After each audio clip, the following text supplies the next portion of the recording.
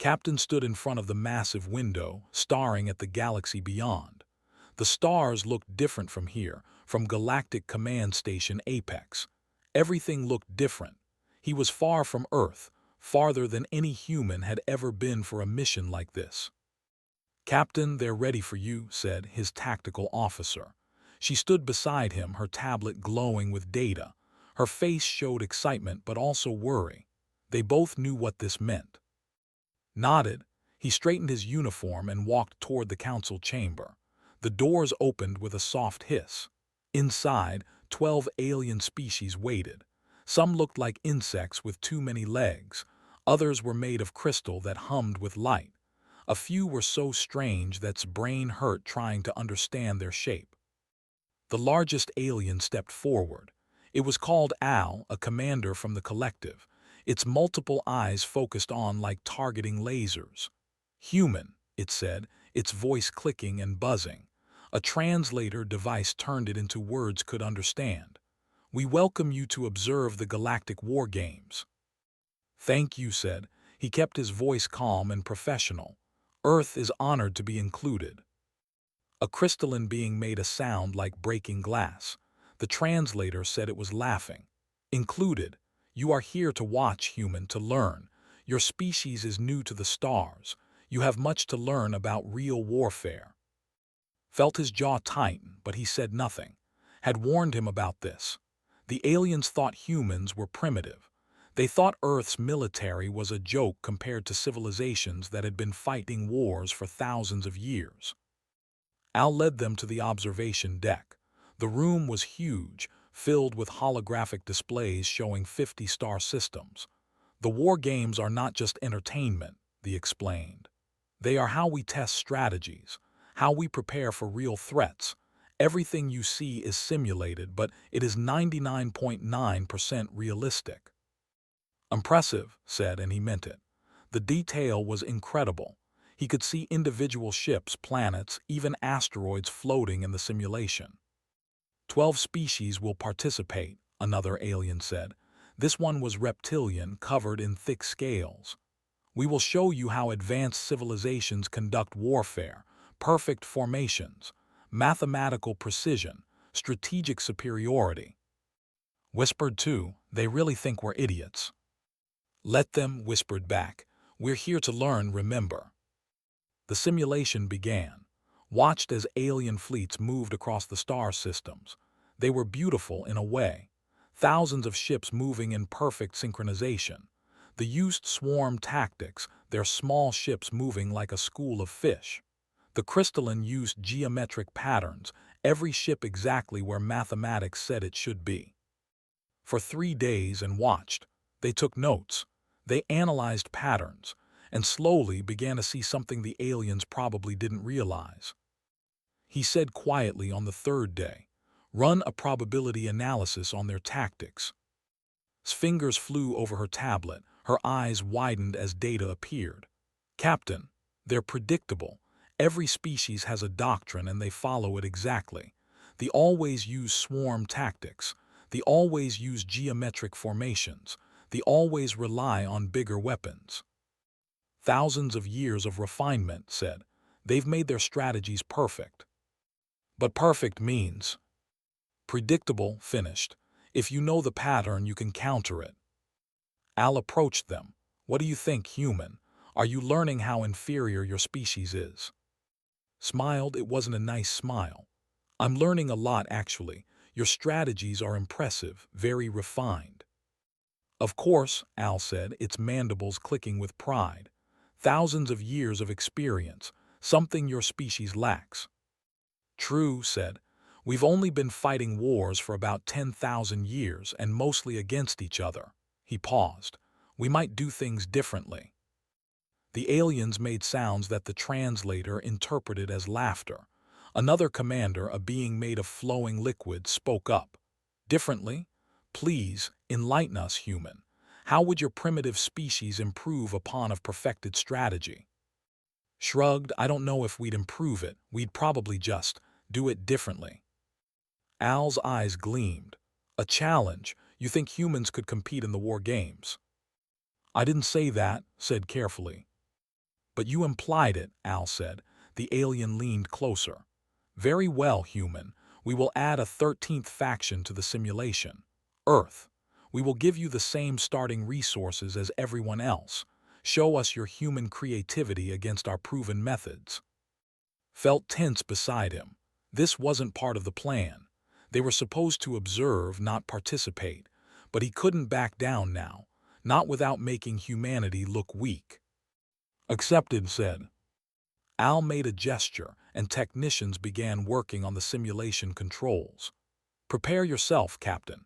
In 1 hour, you will command Terran forces in the war games. We will see if human arrogance matches human ability. As the aliens dispersed, grabbed arm. Sir, what did you just do? I have no idea, admitted. But we're about to find out what humans can really do. The observation deck transformed. New controls appeared in front of. Holographic displays showed 3 simulated colony worlds and a modest fleet, the same starting position as every other faction had received. Cracked his knuckles and sat down. Get me everything we have on human military history, every battle, every tactic, every crazy strategy that ever worked. That's a lot of data, sir. Good, said, his eyes on the simulation. We're going to need it. The war games were about to change forever. The simulation reset with new parameters, watched as the holographic display reorganized itself. Now there were 13 factions instead of 12. His faction was labeled Terran Command in the corner of the screen. You have 3 colony worlds, the simulation AI announced in a neutral voice. Population moderate, resources standard, fleet composition balanced, strategic position central, time begins now. The other factions immediately began their standard moves, watched their opening strategies with interest. Every species was doing exactly what the analysis had predicted. They spread their fleets thin to cover more territory. They built defensive formations around key resources. They moved their heaviest ships forward aggressively. Sir, what's our first move? Asked. Studied the 3 colony worlds under his command. They were spread across different systems, each one valuable. Traditional strategy would say to defend all 3 equally, build up defenses, establish supply lines, secure the perimeter. We're abandoning 2 of them, said. Blink to what? Pull all military assets from colonies Beta and Gamma. Everything goes to Alpha. Every ship, every defense platform, every resource we can move. But sir, that leaves them completely undefended. The other factions will. Exactly, said. They'll take them easily, and they'll think we're idiots. Stared at him for a moment, then began entering commands. In the observation deck, several aliens turned to watch. Could hear their translators buzzing with confused sounds. Al approached. Human you are, abandoning your colonies already. Concentrating forces, said calmly. No point spreading ourselves thin. But those are valuable resources. We're valuable, corrected. Now they're bait. Within the simulation, fleets retreated. 2 alien factions immediately moved to claim the abandoned colonies. They sent occupation forces, established control, and began extracting resources. They thought they'd won easy victories. Waited, he built up his forces at Colony Alpha. He studied the patterns of enemy movements, and he planned. I need you to do something for me, he said. Look at every major battle in human history. Find me patterns. What did the winners do when they were outnumbered? Worked quickly, data scrolled across her screen. They didn't fight fair, sir. Ambushes, terrain advantages, psychological warfare, feints and retreats. Good, now tell me, what's the one thing all these alien strategies have in common?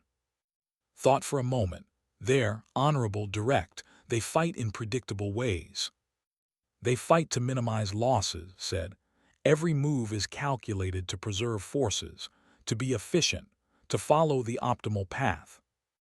And humans don't. Smiled grimly. Humans fight to win, even if it costs everything. On simulation day 5 made his first real move. A fleet was passing through a nebula, heading to reinforce one of the captured colonies. Sent a small to intercept them. They saw the human ships and immediately calculated the odds. They had superior numbers, superior firepower. They attacked confidently. Ships retreated. They ran, the fleet chasing them deeper into the nebula. The aliens thought they were winning. They thought the humans were panicking. Then triggered the mines. His ships had been seeding the nebula with explosives for the past 3 days. The fleet flew straight into the trap. Explosions tore through their formations. Ships collided in the chaos. By the time the survivors retreated, they had lost 60% of their fleet. The observation deck went silent. Treachery, one alien commander shouted. It's called a trap, said. Pretty basic tactic, really. Al's mandibles clicked rapidly. You sacrifice simulation time and resources just to set a trap. That's inefficient. It worked, didn't it? Over the next simulation days, continued to break every rule the aliens expected. He used false distress signals to lure enemy fleets into ambushes. He sent damaged ships as decoys, while his main fleet attacked from unexpected angles. He mined asteroid fields and turned them into death traps. Brought in more human military history. Sir, I've been studying ancient Korean naval tactics. Admiral Yi Sun-sin used turtle ships with heavy armor to ram enemy vessels. The concept was suicide tactics that actually worked because enemies didn't expect them. Finished. Good, adapt that. In the simulation, designed new ship types. Heavily armored vessels with minimal weapons.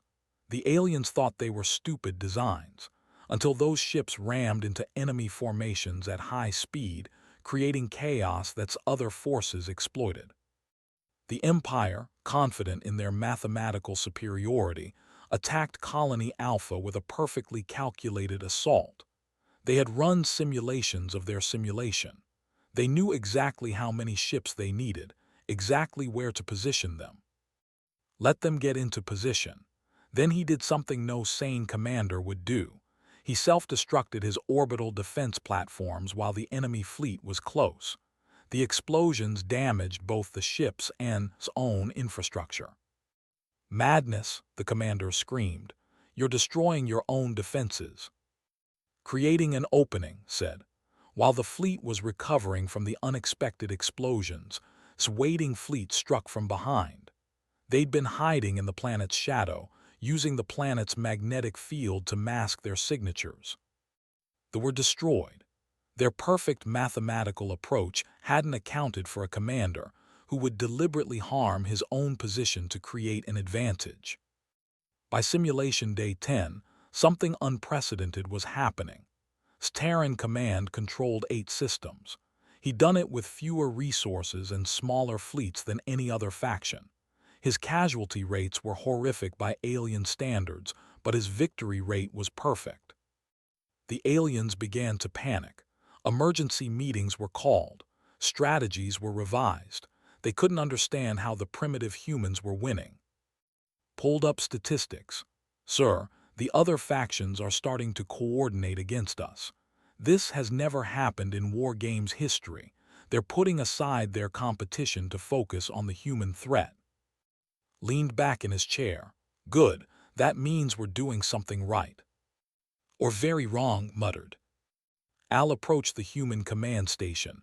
The commander looked different now. Less arrogant, more cautious. Human, your tactics are unconventional. Thank you. That was not a compliment. You fight without honor, without efficiency. You waste resources on gambits that should fail. But they don't fail, pointed out. That's the thing about gambling, sometimes you win. War is not gambling. Isn't it? Asked. You've all refined your strategies to be perfect, but perfection requires predictability. You've optimized yourselves into a box. Humans never had that luxury. We've been fighting each other for thousands of years. Hundreds of different cultures, each with their own way of war. We learn to expect the unexpected because humans are unpredictable. Al was quiet for a long moment. "The simulation continues," the alien finally said. "We will see if your chaos defeats our order." Watched the leave, moved closer. "Sir, they're going to come at us with everything now, all 11 factions working together." "I know," said. "That's when the real test begins." The alliance happened on Simulation Day 11. For the first time in War Games history, all 11 alien factions signed a temporary peace treaty with each other. Their single goal was to eliminate the human threat. Watched the treaty signing through his monitors, stood beside him, running calculations. The numbers were not good. "They have 200 times our fleet's strength," she said quietly. "Combined resources from all 11 factions. They control 42 star systems to our 8. Sir, mathematically, we cannot win." "Mathematics don't account for human stubbornness," said. He pulled up personnel files from Earth's military database. "Get me for ground operations and Sora for fleet command. I need our best people running different aspects of this." Within the simulation, activated new commanders, took control of ground forces and defensive installations. Sora assumed command of the fleet. They were AI constructs built from Earth's military records, but they fought like real humans. The alien alliance struck first at Colony Epsilon, one of its outer holdings. They sent a massive fleet, expecting easy victory. Instead, Sora did something that made the aliens question reality itself. She retreated before they arrived. "The human fleet is running," the commander announced with satisfaction. But it wasn't a retreat. It was a relocation. Sora had pulled every military ship out of the system and left behind only civilian vessels and cargo haulers. When the alien fleet arrived, they found nothing worth fighting. "Pursue them," Al ordered. "That's what they want," the commander warned. "It could be a trap." "Everything the humans do is a trap," Al said. "We cannot let fear paralyze us." The alien alliance fleet followed Sora's forces. They chased the humans across 2 star systems, always just barely out of weapons range. The aliens were confident. They had faster ships, more resources. Eventually, the humans would have to stand and fight. Sora led them to a binary star system. 2 suns orbited each other, creating unstable gravitational fields and radiation storms. No sane commander would fight there. Sora fought there. The human fleet turned and engaged, using the gravitational chaos to their advantage. Alien ships with perfect navigation systems suddenly found their calculations wrong. The binary star's gravity pulled ships off course. Radiation interfered with targeting systems. Human ships, built with manual overrides and pilots trained for chaos, adapted. They flew through radiation that damaged their hulls, knowing the aliens couldn't follow without worse damage. They used gravitational slingshots around the stars to gain speed and strike from unexpected angles. The battle lasted 6 hours. When it ended, the alien alliance had lost 30% of their combined fleet. The humans had lost 40%, but they'd won the engagement. "Madness," the commander said, reviewing the battle data. "They fight in conditions that harm them just to harm us more. This is not rational." Back on the observation deck, alien observers argued among themselves. Some wanted to stop the simulation. Others insisted they continue. This was supposed to be a learning exercise, after all. They were certainly learning something about humans, even if they didn't like the lesson. Brought into the next phase. While Sora kept the alien fleets busy with naval engagements, implemented guerrilla tactics on occupied worlds. The aliens had captured several of its abandoned colonies. They'd established control, set up resource extraction, and moved on. They thought the territories were secure. Thought differently. Small human forces infiltrated the occupied worlds. They didn't try to retake them. Instead, they sabotaged infrastructure. They disrupted supply lines. They used hit-and-run tactics that ancient Korean warriors had perfected centuries ago. It's like fighting ghosts, a overseer reported. We control the cities, but the humans control the shadows. We cannot predict where they will strike next. Then increase security, Al ordered. We have increased security. They adapt. When we guard the power plants, they attack supply depots. When we guard those, they target communication arrays. They do not fight to win territories. They fight to make holding territories expensive for us. Was making occupation costly. Every day the aliens held his former colonies. They bled resources protecting them. Resources they couldn't use against his remaining territories. On simulation day 14, attempted his most insane strategy yet. A armada was heading to attack his capital world, Colony Alpha. They had overwhelming force. 100 warships against remaining fleet of 15. We can't win a direct fight, said, stating the obvious. Then we won't fight directly, said. He pulled up stellar cartography. What's the nearest stellar phenomenon to their route? Checked, a protostar, still forming, very unstable. It's going to collapse into a supernova within the next 1,000 years. Can we make it collapse sooner? Stared at him. Sir, you want to trigger a supernova. I want to manufacture one, yes. That would require massive energy input, destabilizing the star's core. We'd have to sacrifice our entire fleet just to deliver enough explosives, and even then. Do it, ordered. The plan was insane. Sent his entire defensive fleet on a suicide mission. They loaded every ship with high-yield explosives and exotic matter bombs. They flew straight at the protostar while the fleet watched in confusion. What are the humans doing? The commander asked. Then they understood, but by then it was too late. His fleet dove into the protostar and detonated everything at once. The star's delicate formation process was disrupted catastrophically. The star collapsed, then exploded outward in a supernova blast wave. The fleet tried to retreat. Most of them made it to minimum safe distance. Most, but not all. 30 ships were caught in the initial blast. Another 40 were damaged by radiation. Had sacrificed his entire fleet to eliminate or damage 70 enemy ships. The math said it was a terrible trade, but math didn't account for the psychological impact. They destroyed an entire star, one alien commander shouted. Just for a tactical advantage, who does that? Humans, apparently, another replied. Fear began to spread through the alien alliance. They weren't just fighting an unpredictable enemy. They were fighting an enemy willing to do absolutely anything to win. An enemy who saw sacrificing their own forces not as failure, but as a valid strategy.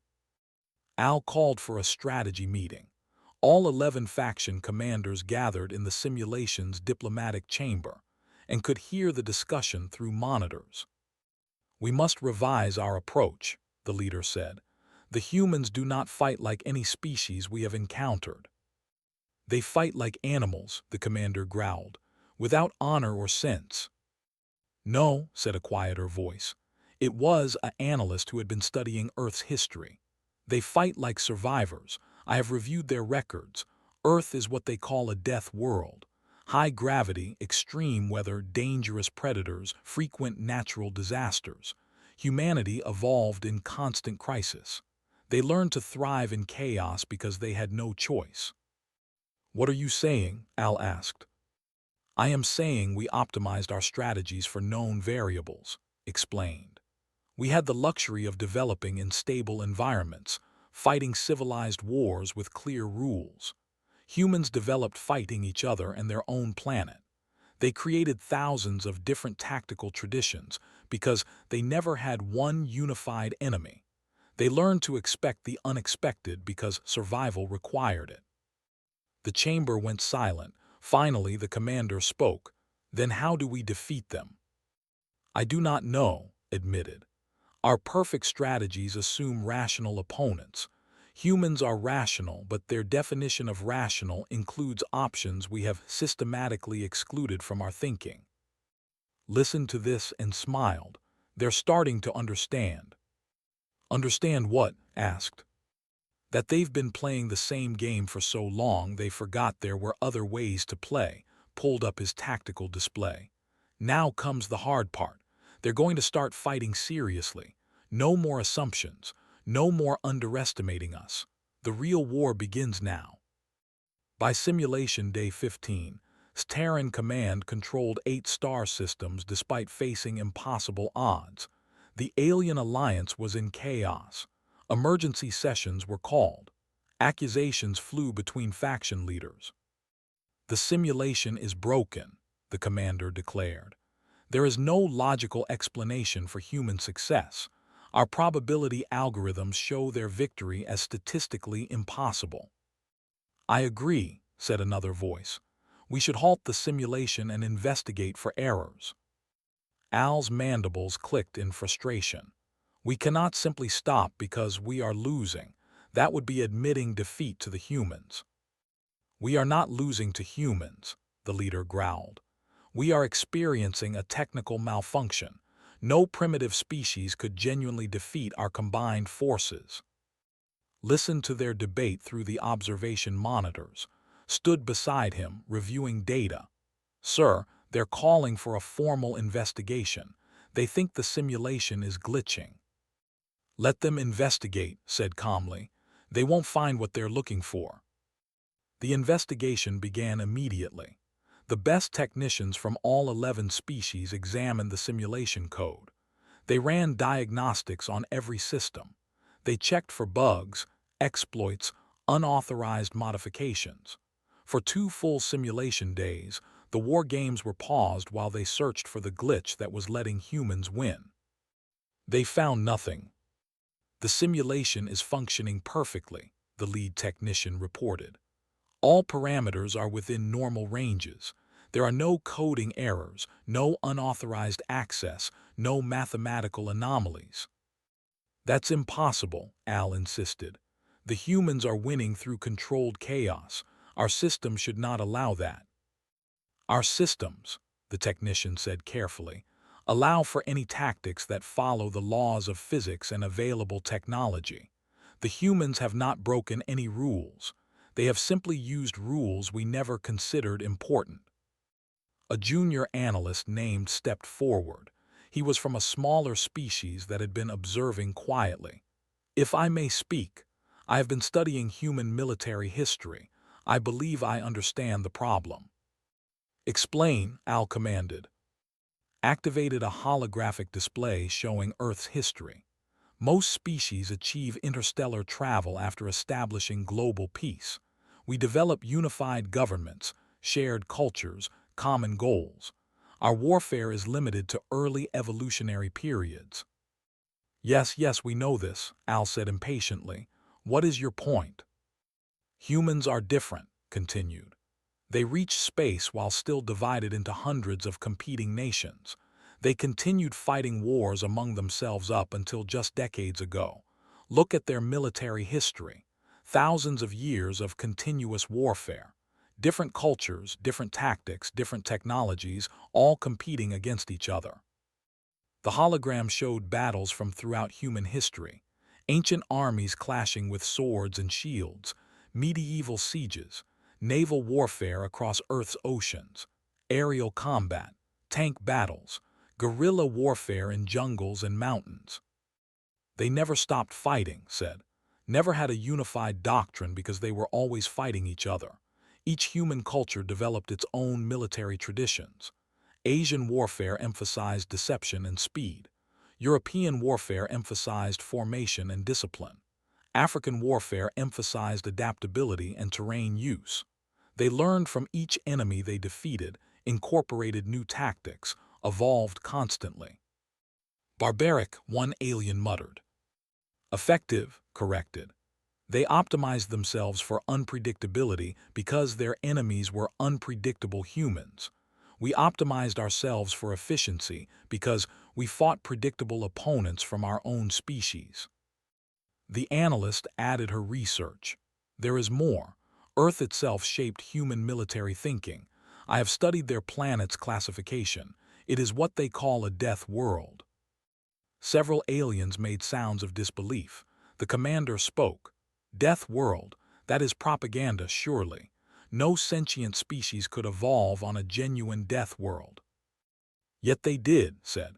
She displayed Earth statistics.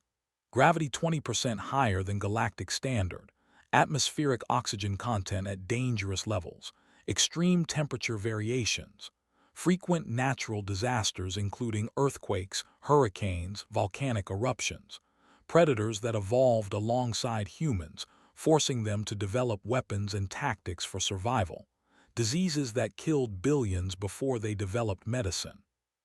How did they survive? Someone asked. By adapting, explained. By learning to thrive in chaos. By developing psychology that treats crisis as normal. They literally evolved in an environment where predictability meant death.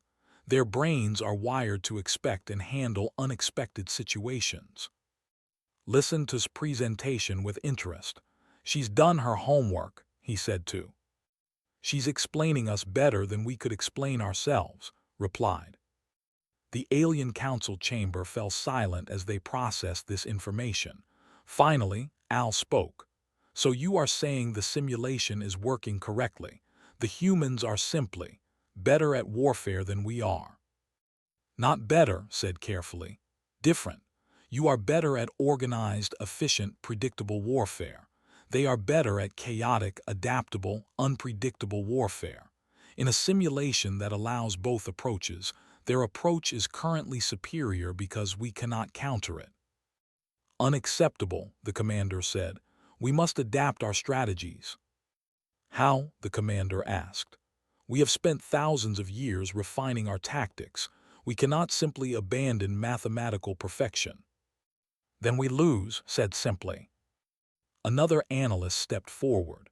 Her name was Sora, not the simulated human admiral but a military theorist. I have identified the core problem. We created perfect strategies for perfect scenarios. The humans created imperfect strategies for imperfect reality. Perfect strategies are rigid. Imperfect strategies are flexible. She displayed tactical comparisons. When we encounter an obstacle, we calculate the optimal solution and execute it. When humans encounter an obstacle, they try multiple solutions simultaneously and use whichever works. We are more efficient in ideal conditions. They are more effective in chaotic conditions. And war, Al said slowly, is inherently chaotic. Exactly, Sora confirmed. We have optimized ourselves for a version of warfare that only exists in theory.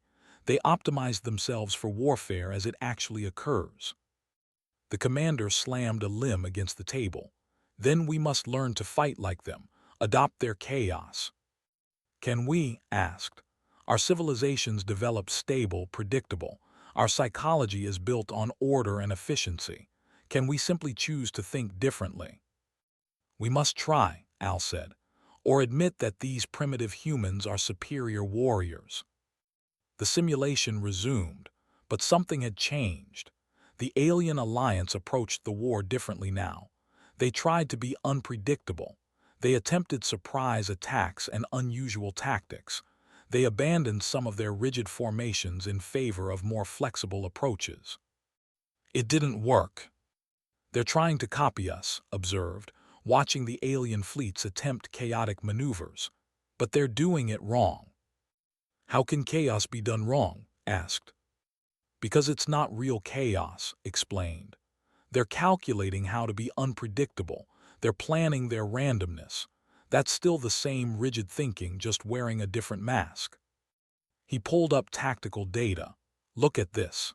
They attempted a fake retreat like we did with the Nebula trap, but they executed it perfectly. Too perfectly. Their retreat formation was mathematically optimal. A real panicked retreat would be messy, disorganized. We saw through it immediately. So they can't beat us at our own game, said. Not quickly, replied. Maybe if they had years to retrain their entire military culture. But in this simulation, they're still thinking like themselves. They can't help it. It's how their species developed. Al appeared on their communications channel. The commander looked tired if an insect-like alien could look tired. Human, we have analyzed the situation. You were correct. We fight to minimize losses. You fight to win, regardless of cost. Yes, said simply. This makes you dangerous, Al continued. More dangerous than we anticipated. The Galactic Council will need to reconsider humanity's role in our civilization. Are you surrendering? Asked. No, Al said. We will see this simulation through to its conclusion, but we understand now that we are not fighting a glitch. We are fighting a different kind of intelligence, one that disturbs us greatly. The communication ended. Looked at. Did we just make enemies of the entire galaxy? Maybe, said. Or maybe we just taught them that humanity isn't to be underestimated. Either way, we finish this simulation. We show them what humans can really do. The final phase of the simulation began on day 18. The Alien Alliance had reorganized and now came at with everything they had. No more underestimation. No more assumptions. Just overwhelming force applied with deadly precision. They've blockaded all our systems, reported. No trade routes in or out. Resource production is cut by 70%. Fleet reinforcement is impossible, sir. They're going to starve us out. Studied the strategic map. The aliens had learned at least one lesson from human tactics: contain the threat before trying to eliminate it. They'd surrounded his 8 systems with a wall of ships, 200 alien vessels to his remaining 40. They're being smart about this, admitted. Patience instead of aggression. They'll wait for us to weaken, then strike. So what do we do? Asked. Something they still won't expect, said. He pulled up personnel files. Get me for science operations and for special forces. We're going to need creativity and stealth. Was activated in the simulation. His specialty was finding unorthodox uses for technology. He studied the blockade with interest. The aliens are using standard containment protocols, very efficient, but efficiency requires following patterns. Can you break the blockade? Asked. No, said, but I can make them think we're trying to. That's almost as good. Began launching what appeared to be desperate breakout attempts. Small groups of ships would charge the blockade, get pushed back, and retreat. The aliens reinforced the areas under attack, pulling ships from other positions to strengthen weak points. But the attacks weren't real. They were simulations within the simulation. Was using electronic warfare and holographic projections to create fake fleets. The aliens were repositioning their real ships to counter attacks that didn't exist. They're wasting fuel and time, observed, but that won't break the blockade. It doesn't have to, said. It just has to keep them busy while works. Took control of special operations units. These were small, stealthy ships designed for infiltration. While the aliens focused on the blockade and fake attacks, slipped ships through gaps in their coverage. The mission wasn't to break out. It was to get behind enemy lines. Teams infiltrated alien supply lines. They didn't attack military targets. Instead, they targeted morale systems, communication hubs, entertainment networks, supply ships carrying non-essential goods. What is he doing? Asked, watching the unusual target selection. Psychological warfare, explained. The alien fleet is sitting at our borders waiting for us to crack. They're bored, frustrated, wondering why their perfect blockade isn't achieving faster results, is making that worse. Intercepted messages began reaching alien commanders. Messages that appeared to be from other factions in the Alliance. Messages questioning strategy, suggesting betrayal. Nothing provable, nothing obvious, just seeds of doubt. The humans are hacking our communications, one faction reported. No, their technician said. The messages are coming from legitimate sources, from other Alliance members. Then why are they questioning the strategy? Perhaps they genuinely are questioning it.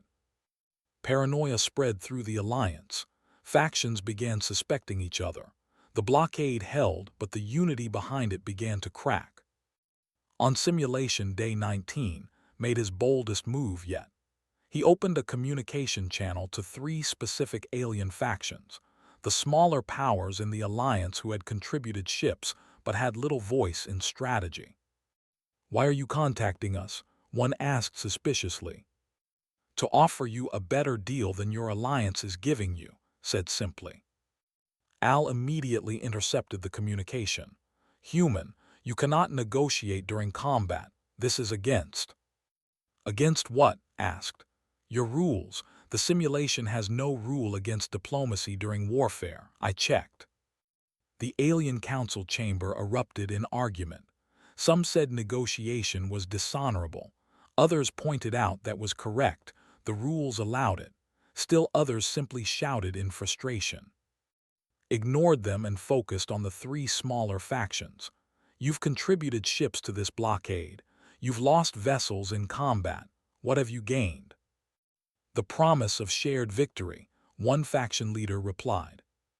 "Promises from the larger powers who actually make all the decisions," said.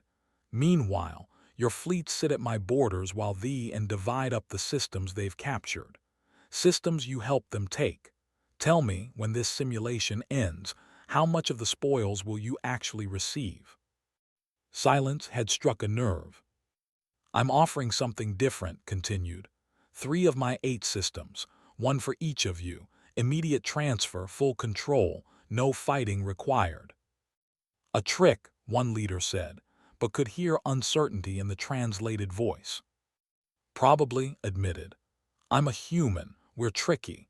But ask yourself, is it any more of a trick than believing thee and will share power equally with you after they win?" The communication channels lit up with furious arguments. The alien alliance was fracturing. The 3 smaller factions were actually considering this offer. The larger powers were trying to convince them it was a trap while also trying not to sound like they were planning to betray their smaller allies. Because realized, they probably were planning exactly that. On simulation day 20, 2 of the 3 smaller factions accepted its offer. They their ships from the blockade and took control of 2 systems. The alliance's unified front collapsed. "Treachery," the commander roared. "You have betrayed the alliance." "We accepted better terms," one of the defecting factions replied. "That is not treachery, that is negotiation." "During combat," Al protested. "Which your rules allow," reminded them. "I checked very carefully." The blockade broke, not through force but through politics. His remaining forces, combined with his new temporary allies, now roughly equaled the remaining alliance fleet. The battle that followed was brutal. It lasted 3 simulation days. Ships were destroyed on both sides. Entire systems changed hands multiple times, but something had fundamentally changed. The aliens were fighting humans who were no longer predictably unpredictable. Switched tactics mid-battle. He went from chaos to order, using traditional formations that confused enemies who had adapted to expect tricks. Then he switched back to chaos when they adjusted. "He's adapting faster than we can counter," the commander admitted during a strategy meeting that monitored. "Every time we adjust to his pattern, he changes it." "Because he has no pattern," said quietly. "That is what we failed to understand. We thought human chaos was a different kind of pattern. It is not. It is genuine flexibility. They can fight like us when it suits them or fight like themselves when that works better. We can only fight like ourselves." The simulation ended on day 23. Terran Command controlled 12 systems. The Alien Alliance controlled 38. By numbers, the aliens had won, but everyone knew the truth. Had started with 3 systems and no respect. He ended with 12 systems and the galaxy's undivided attention. More importantly, he'd broken an alliance that had never broken before. He'd forced 11 species to question their own military doctrine. He'd shown that humans could compete at a level the aliens thought impossible. The simulation powered down, stood up from his command station, his muscles stiff from days of concentration. Around him, the observation deck was silent. Alien commanders watched him with expressions he couldn't read but could feel: wariness, respect, and fear. Al approached slowly. "Human, you did not win the simulation." "I know," said. "But you did not lose either," the continued. "You demonstrated that humans can fight at galactic levels, that your tactics, while alien to us, are effective, that you are dangerous." "Is that a problem?" asked carefully. "That," Al said, "is what the Galactic Council must now decide." 2 days later, stood before the full Galactic Council. Representatives from hundreds of species filled the chamber. He could feel thousands of eyes on him. Stood beside him, their formal Earth uniforms looking plain compared to the exotic alien delegates. The council speaker, a being of pure energy contained in a crystalline shell, addressed them. "Captain of Earth, your performance in the war games has created considerable debate. Some say you have proven humanity's worth. Others say you have proven humanity's danger. What do you say?" Took a breath. "I say we're both. Humans are dangerous. We fight in ways you don't understand because we come from a world and history you don't share. But we're also valuable for exactly that reason." "Explain," the speaker said. "You've optimized yourselves into strategic stagnation," said. Several aliens made offended sounds, but he continued. "You've refined your warfare for thousands of years against opponents who think like you. That's made you incredibly efficient at fighting each other. But what happens when you encounter an enemy who doesn't think like you? An enemy from outside the galaxy, perhaps, who doesn't follow your patterns?" The chamber went quiet. "You need people who think differently," said. "Not to make war against you, but to help you prepare for enemies who might. Humans can offer tactical innovation. We can teach you to expect the unexpected, not because we're better warriors, but because we're different warriors." Al stood. "You propose that humans serve as military consultants to the galaxy." "I propose we share what we know," said. "You teach us efficiency and organization. We teach you flexibility and adaptation. Everyone benefits." The council debated for hours. Finally, they voted. "By majority decision," the speaker announced, "humanity will be granted full membership in the Galactic Council. Additionally, Earth will establish the Terran Strategic Institute, where alien officers may train in human warfare philosophy. In exchange, humans will attend our military academies to learn galactic standard tactics." Bode Earth accepts. As the session ended and aliens filed out, noticed many of them watching him warily. He'd achieved his goal. Humanity was accepted as equals, but he'd also planted a seed of fear that would not easily fade. Leaned close. "Sir, they look terrified of us." "Good," said quietly.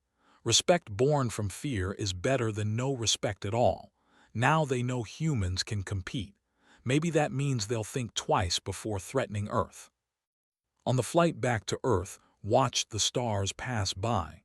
He thought about the simulation, about the tactics he'd used, about the aliens he'd defeated and those he'd allied with. He'd shown them human warfare, but he'd also learned about galactic civilization. And deep in his mind, a worrying thought took root. If humans could do this well in a simulation, with limited resources and no preparation, what would happen if humanity ever went to real war against the galaxy? He hoped they'd never have to find out. But he also knew that humans were very good at war, perhaps too good. The galaxy had invited observers to watch them play games. They'd gotten something much more concerning, a glimpse of what humanity could become if they stopped playing.